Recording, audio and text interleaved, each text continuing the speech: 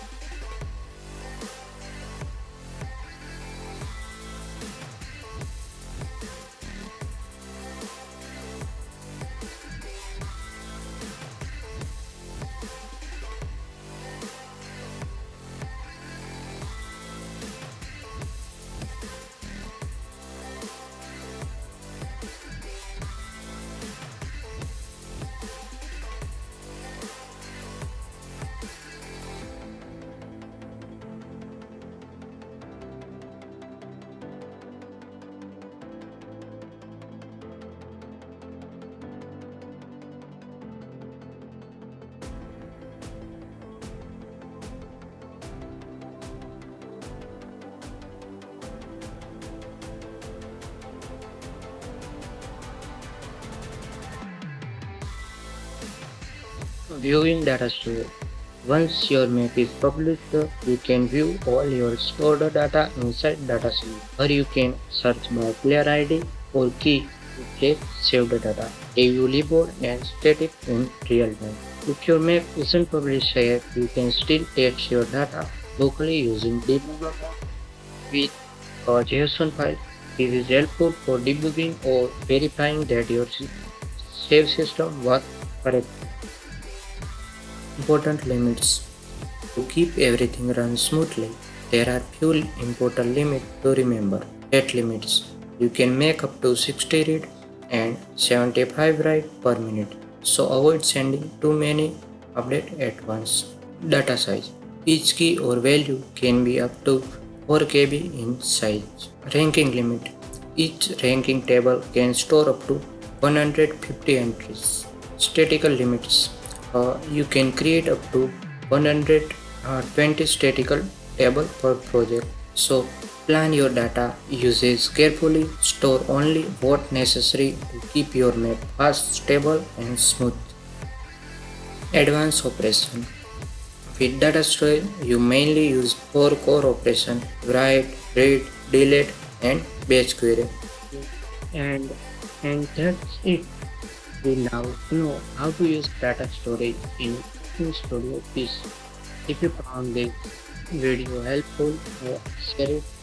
Have any question, drop them in comment below. Thanks for watching.